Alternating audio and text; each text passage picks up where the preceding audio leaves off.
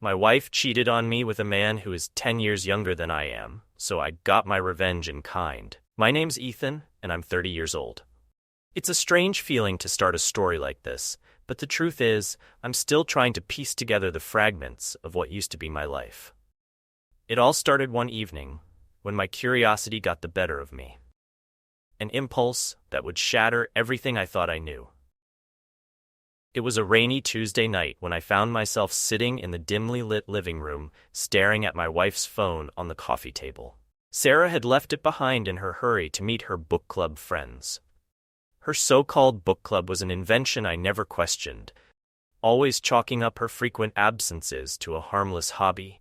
But that night, something gnawed at me, urging me to investigate further. I never imagined I would actually pick up her phone. We had always been transparent with each other, or so I thought. But that night, a sense of foreboding took hold. With trembling fingers, I unlocked her phone using the fingerprint sensor she never changed from mine. The screen lit up, revealing a barrage of messages and notifications. The first thing I noticed was the constant stream of texts from a contact named Alex. My heart pounded as I opened the conversation, each message more incriminating than the last. Sarah had always spoken highly of Alex, describing him as a charming colleague from her new job. Now, it became clear that Alex was more than just a colleague. He was someone who had wormed his way into her life in a way I had never anticipated. My eyes darted across the screen as I read through their exchanges. It started innocently enough with work-related chatter, but soon the tone of their conversations took a decidedly intimate turn. Compliments, flirtations, and declarations of longing filled the messages. My stomach churned with every new revelation. Each word felt like a stab to my heart. As I scrolled further, a message from Alex stood out, dated only a few days ago. "I can't wait to see you again tonight. It feels like a dream being with you. I never knew I could feel this way." There it was, the confirmation of what I had dreaded. The messages that followed made it painfully clear that their relationship had gone beyond mere flirtation. They had been seeing each other in secret, sharing moments I had been completely unaware of. The most crushing blow came when I stumbled upon a photo. Sarah and Alex were in it, embracing in what seemed like a cozy, private setting. She looked so happy, her eyes sparkling with a joy I hadn't seen in our recent years. It was as if the happiness I thought we shared had been a facade all along. I sat there, numb, my mind racing to make sense of it all. My hands shook as I placed the phone back on the table, my heart feeling as though it had been ripped from my chest. How could she do this to me? How could she betray the trust and love we had built together? Every moment we had shared, every laugh, every promise now felt tainted. I thought about the plans we had made, the future we had envisioned. It was all a lie, a mirage that had crumbled before my eyes. My mind was flooded with a torrent of emotions. Anger, betrayal, confusion. I was lost in a storm of disbelief and sorrow. The rain outside had picked up, its steady patter against the window mirroring the chaos in my heart. I sat there in the dark, the silence of the house amplifying the pain I felt. The once comforting space now felt like a prison of my own making. I couldn't escape the reality that Sarah, the woman I had vowed to spend my life with, had chosen someone else. And not just anyone, someone 10 years younger, someone who had managed to capture her heart in a way I never could. The betrayal was a knife to my soul, and I could feel the weight of it pressing down on me, making it hard to breathe. The hours ticked by slowly, each one a reminder of the heartbreak I was enduring. The love I thought was unbreakable had shattered, and I was left grappling with the fragments. In the midst of this agony, I knew I had to confront Sarah. The phone had revealed the depth of her deceit, and I couldn't ignore it. But even as I prepared myself for the confrontation, I felt a deep sadness. The trust we had built, the life we had envisioned together, was now a distant memory. The future we had dreamed of was replaced by the painful reality of her betrayal. As the rain continued to fall, I sat there in the darkness, trying to gather the strength I needed to face what lay ahead. The road to recovery seemed long and arduous, but the first step was clear. I needed to confront Sarah and find out why she had chosen to destroy what we had together. And so, with a heavy heart and a mind clouded with grief, I prepared myself for the inevitable confrontation that would change everything. The rain had finally stopped by the time Sarah came home. I heard the soft click of the front door opening, the familiar sound that used to bring me comfort, now only heightened my anxiety. I knew this would be the moment of truth. The moment I would confront her about what I had discovered. I was waiting in the dimly lit living room, trying to steady my breathing. My heart raced with a mix of dread and anger as I replayed the scene in my head. When Sarah walked in, she seemed more relaxed than usual, her eyes bright with a false cheerfulness that only made my anger burn hotter. She had no idea what I knew, and that made this even more painful. "Hey, Ethan," she said, her voice light and casual. "I thought I'd be late. Traffic was terrible. How was your evening?" Her attempt at normalcy was almost laughable. I stood up slowly, my heart pounding, and looked her straight in the eyes. "We need to talk." Sarah's smile faltered, and her eyes searched mine, sensing the gravity in my tone. She nodded, setting her purse down and following me to the couch. We sat across from each other, the distance between us now feeling like an insurmountable chasm. "What's wrong?" she asked, her voice now laced with concern.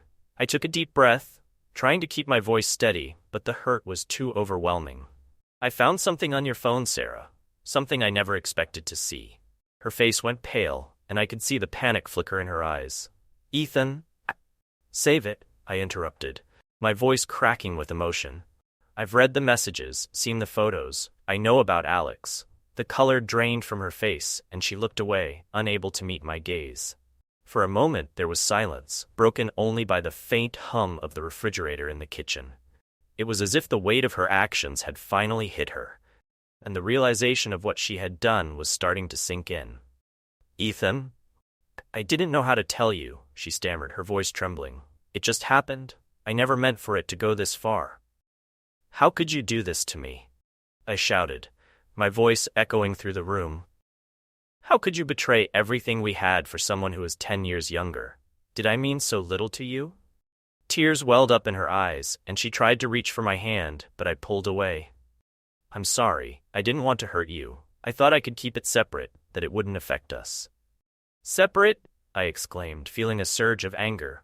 "You were involved with him for months, Sarah. It wasn't just a fling, it was a relationship. You shared things with him that were supposed to be ours." She began to sob, her shoulders shaking as she tried to compose herself. "I made a mistake. I was looking for something that I didn't have in our marriage. I thought I could find it elsewhere.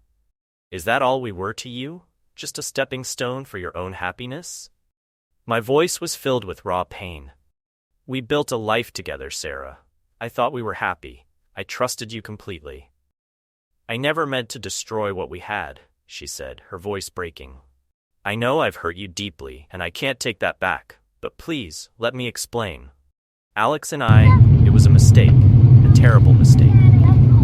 I shook my head, feeling the weight of her words crushing me. "There's nothing to explain, Sarah.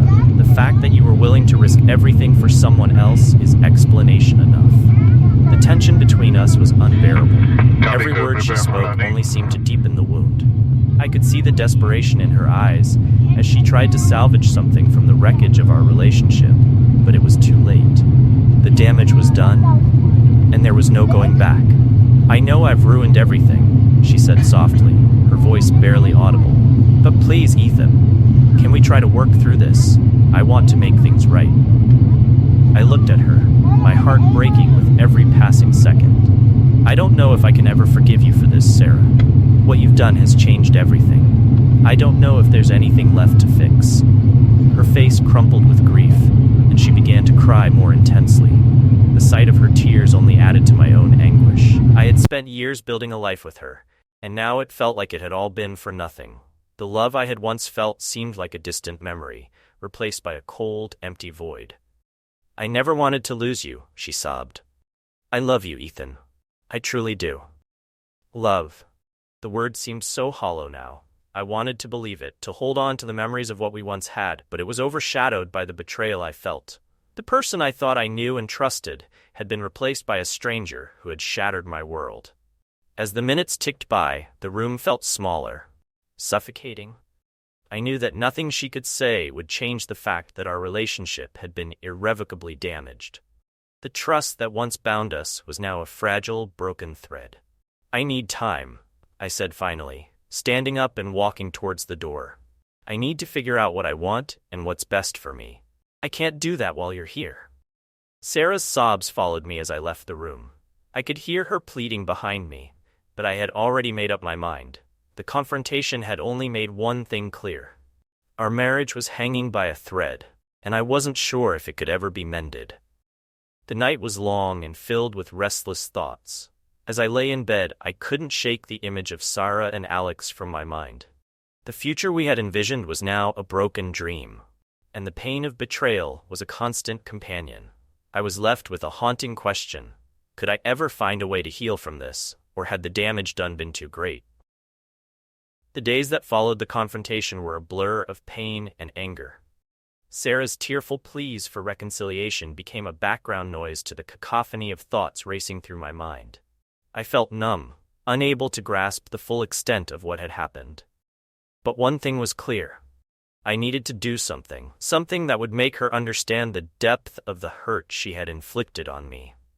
The idea of revenge began to take shape in my mind. It wasn't a decision made lightly, but the more I thought about it, the more I felt compelled to act. Sarah's betrayal was a wound that needed retribution, and I wanted to show her the pain I was feeling.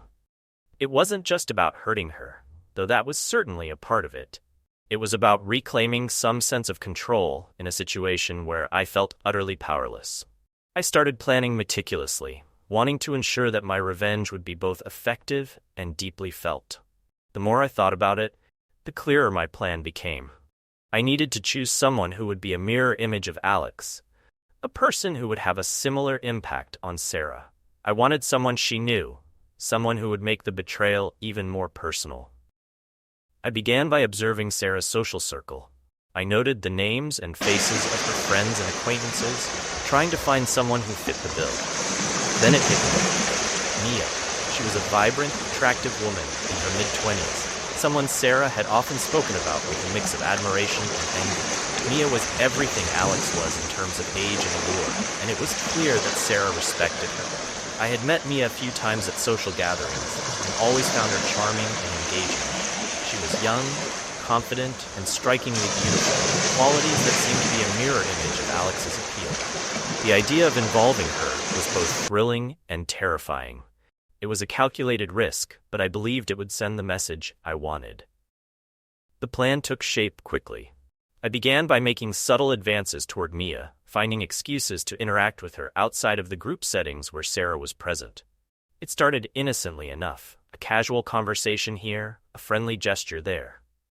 I made sure to keep things light and engaging, drawing her in without revealing my true intentions.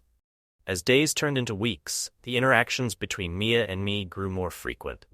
I found myself drawn to her energy and charm, but my focus remained on the ultimate goal. Every encounter with her felt like a step closer to executing my plan. I could sense the way she responded to me, the flirtatious undertones in our conversations, and it became clear that she was intrigued. One evening, after a few weeks of building rapport, I invited Mia out for a drink. It was a casual invitation, framed as a friendly get-together.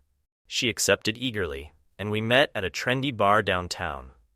The atmosphere was vibrant, filled with laughter and music, but my mind was focused on the task at hand. Over drinks, our conversation flowed effortlessly. I made sure to keep things light while subtly building a connection. Mia was animated and engaging, and I could see that she enjoyed our time together. As the night progressed, the flirtation became more pronounced. She leaned in closer, her eyes locking with mine in a way that was both thrilling and dangerous. By the end of the evening, I knew the moment had arrived. We found ourselves in a quiet corner of the bar, the noise of the crowd fading into the background. I took a deep breath, steeling myself for what was to come. "Mia," I said softly, "I've really enjoyed spending time with you. There's something about our connection that feels special." She smiled, her eyes sparkling with interest. "I feel the same way, Ethan. There's a chemistry between us that's undeniable."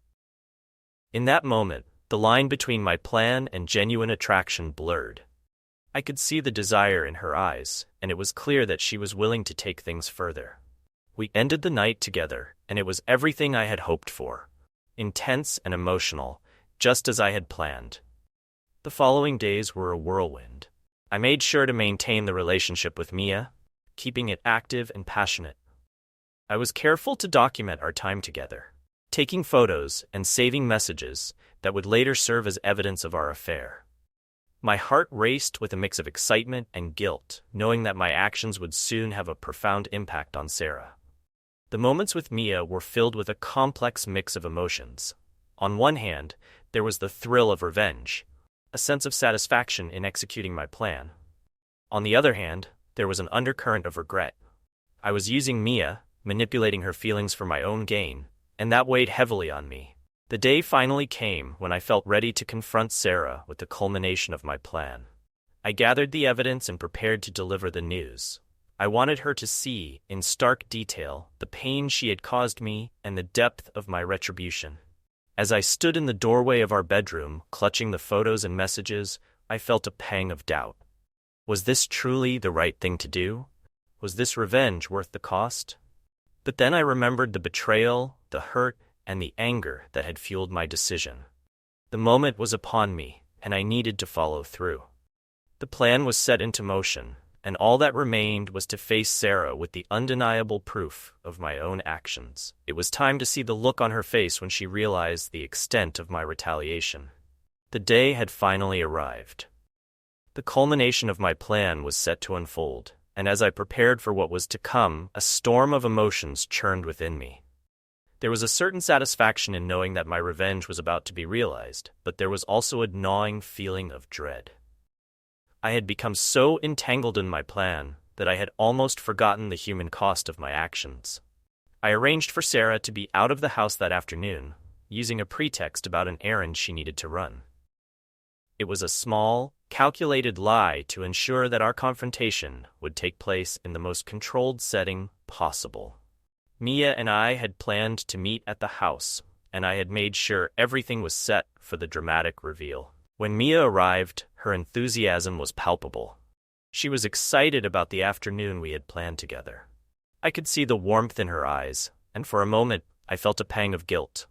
I had used her, manipulated her emotions, and now we were about to cross a line that could not be uncrossed.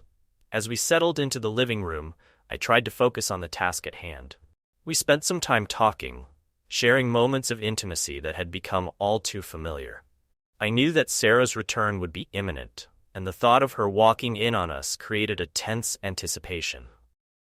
With each passing minute, the weight of what I was doing pressed down on me. I had meticulously documented our affair, including messages, photos, and videos. I wanted Sarah to see everything. The proof of my betrayal, the evidence of my own emotional infidelity.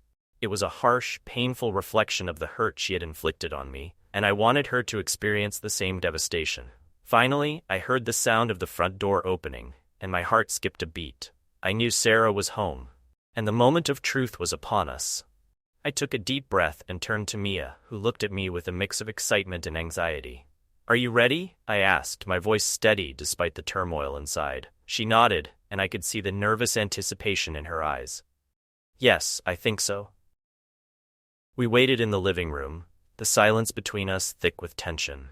I heard Sarah's footsteps approaching, her voice muffled as she spoke to herself, likely surprised to find the house so quiet. She was about to discover everything: our affair, the culmination of my revenge, and the raw pain that accompanied it. The door to the living room opened, and there she was. Sarah's eyes widened in shock as she took in the scene before her. Mia and I were seated together on the couch, our bodies close, the intimacy of the moment unmistakable. It was as if time had stopped and the world had narrowed down to the raw, unfiltered reality of our betrayal. Sarah's face went pale, and for a moment she stood frozen, unable to comprehend what she was seeing. The hurt in her eyes was almost palpable, and I felt a grim sense of satisfaction. This was what I had wanted, to make her feel the same anguish I had endured. "Ethan? Mia?" Sarah's voice was barely a whisper, choked with disbelief. "What is this?" I stood up, meeting her gaze with a mixture of defiance and sorrow. "This is the result of your betrayal. I wanted you to see what it feels like to be hurt, to understand the pain you've caused me." Her eyes filled with tears as she looked at me, then at Mia and back to me. The The betrayal was written clearly on her face, and the depth of her anguish was evident. "How could you do this to me?" she asked, her voice breaking. "After everything, after I've tried to make things right.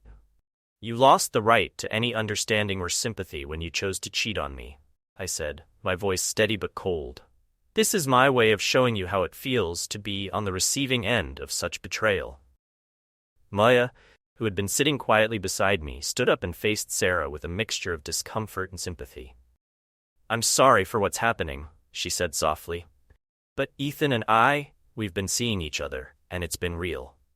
The words hung in the air, heavy with their implications. Sarah's tears flowed freely now, her body shaking with the force of her emotions. The sight was almost too much to bear, and I struggled to maintain my resolve. This was what I had wanted, but seeing her in such pain was a stark reminder of the human cost of revenge. Sarah turned to leave, her shoulders slumped in defeat. I could hear her muffled sobs as she walked down the hallway, and the sound of the front door opening and closing was a sharp, final note in the symphony of our shattered relationship. The house was silent again, the only sounds the quiet rustle of Mia's movements and the pounding of my own heart. As I sat back down on the couch, I felt a mixture of emptiness and resolution.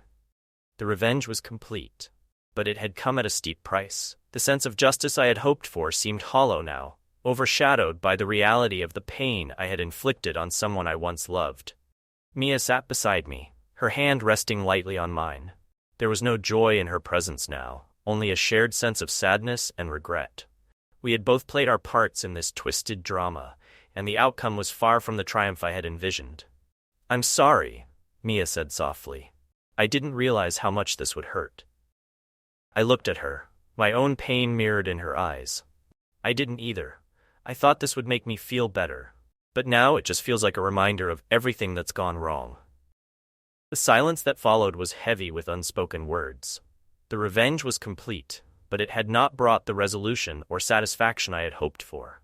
Instead, it left me with a deep sense of loss and a lingering question. Was this truly worth the cost? The house felt emptier than ever, and the echoes of our confrontation lingered in the air. I was left to grapple with the aftermath of my actions, the realization that revenge, no matter how carefully planned, could never truly mend a broken heart. In the weeks following the confrontation, the silence in the house was almost unbearable. The once vibrant space now felt cold and hollow, each room echoing with the remnants of a life that had been shattered. Sarah had moved out, leaving behind an emptiness that I struggled to fill. The echoes of our past conversations, the laughter and the arguments, were all that remained, haunting the corners of the house. Everywhere I looked, I saw reminders of what once was. The photographs of happier times, the mementos from our vacations, and the simple, everyday items that had once been part of our life together now seemed like relics of a distant past. I had meticulously planned my revenge, but in the aftermath, it felt like a hollow victory. The satisfaction I had anticipated was nowhere to be found. I found myself wandering aimlessly through the house, struggling to find a sense of purpose. The anger and pain that had driven me to exact my revenge had dissipated, leaving behind a profound sense of loss. I had achieved what I set out to do, but it had come at the cost of my marriage and, more importantly, my own peace of mind. One morning, as I sat at the kitchen table, staring blankly at a cup of coffee that had grown cold, I made a decision. It was time to move on, to try to rebuild my life from the ground up. I couldn't keep dwelling on the past, and I needed to find a way to move forward. It was a daunting prospect, but it was the only path that seemed viable. I started by sorting through the remnants of our life together, packing away photographs and keepsakes, and slowly removing the traces of Sarah from the house. The process was cathartic, allowing me to confront the memories head-on and begin the difficult task of letting go. Each box I packed was a symbolic step towards a new beginning, a way to release the past and make space for a future that was uncertain but full of potential. The house was eventually emptied of its sentimental clutter, and I decided it was time for a fresh start.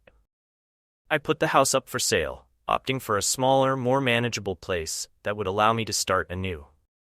The decision to sell was not easy, but it was necessary. I needed a change of scenery, a break from the reminders of my old life. As I prepared to leave, I felt a strange mix of emotions. There was relief in knowing that I was taking control of my life, but also a deep sadness for the end of a chapter that had once been filled with hope and love. I had to remind myself that moving on was not about erasing the past, but about finding a way to live with it, and eventually find happiness again. In the new apartment, I found a sense of freedom that I hadn't felt in a long time. It was a blank slate, a chance to redefine who I was and what I wanted from life.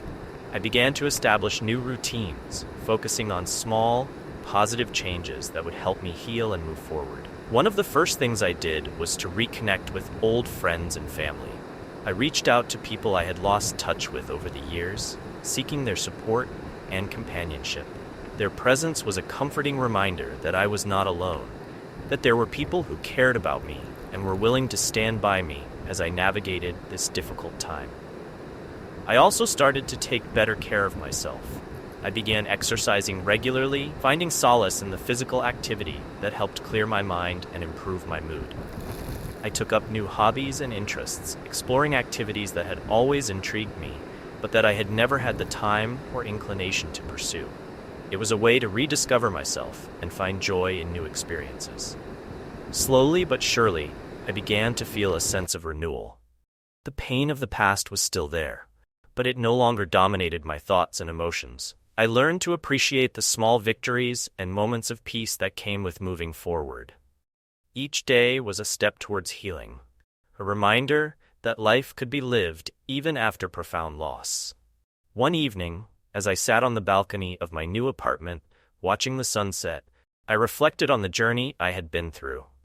The revenge I had sought had been a painful and difficult path, but it had led me to a place where I could begin to rebuild and find a new sense of purpose. The road ahead was still uncertain, but I felt a glimmer of hope for the future. The chapter of my life that had been marred by betrayal and heartbreak was closing, and a new one was beginning.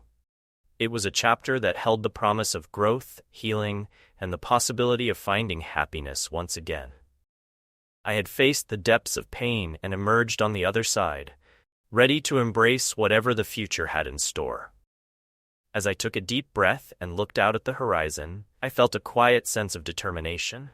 The journey had been arduous, but I was moving forward with a newfound strength and resolve. The past was behind me, and the future, though uncertain, was filled with the potential for new beginnings. Thank you for watching. Don't forget to like, subscribe, and hit the notification bell so you never miss our next video. See you next time.